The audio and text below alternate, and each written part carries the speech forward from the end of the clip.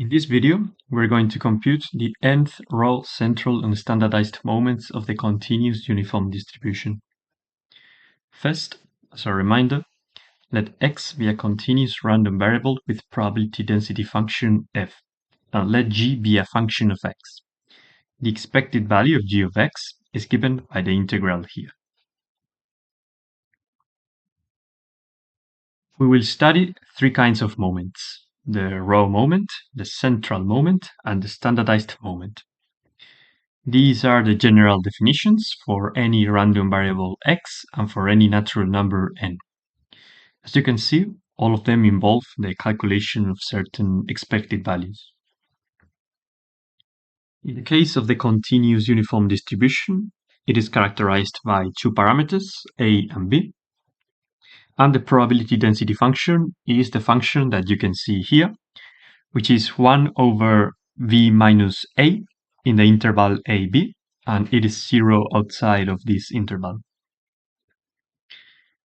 So now we will calculate the nth row moment, which is the expected value of x to the n.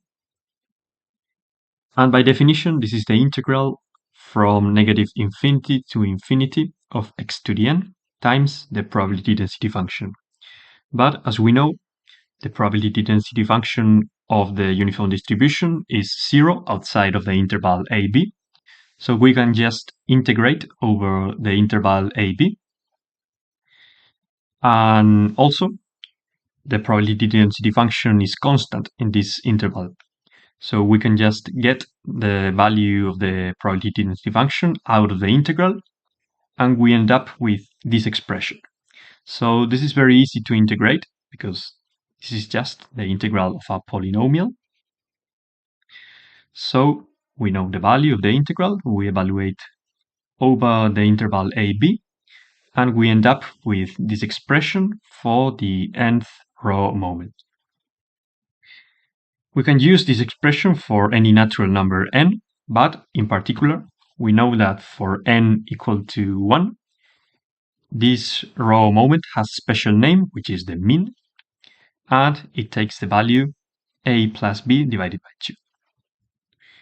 Now we're going to compute the nth central moment, which is very similar to the nth row moment, but with a shift.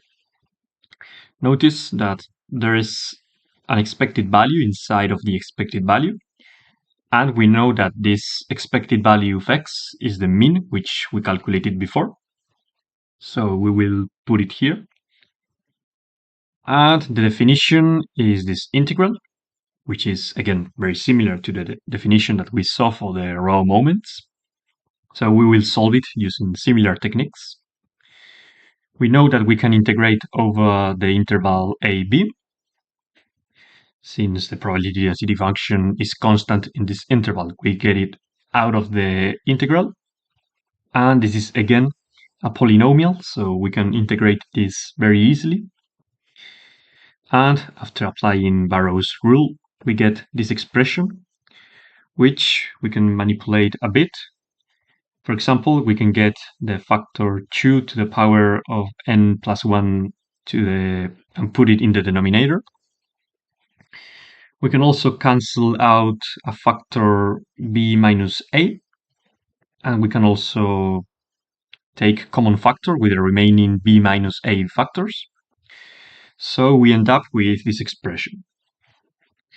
Also notice that when n is odd, this expression is 0, and if n is even, we end up with this expression.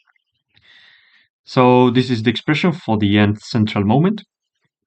And there is a very special central moment, which is the one that we obtain with n equal to 2.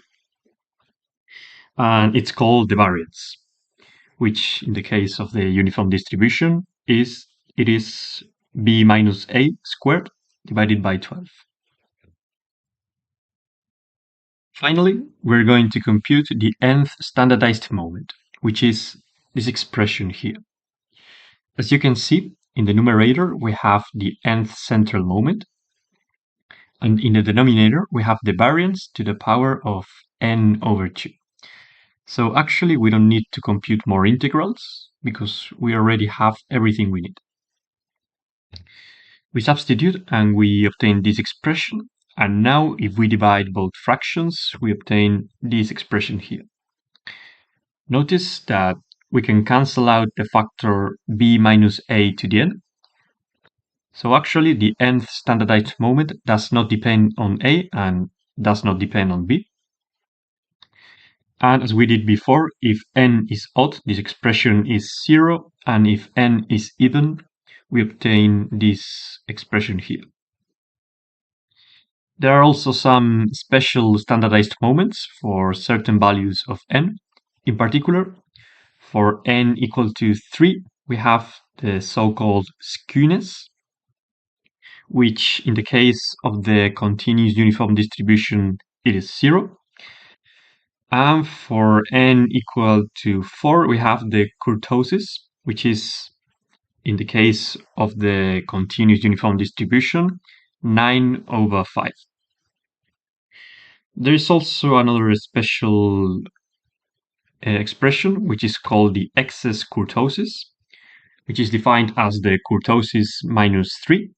So in the case of the uniform distribution, the excess kurtosis is -6/5, which is negative.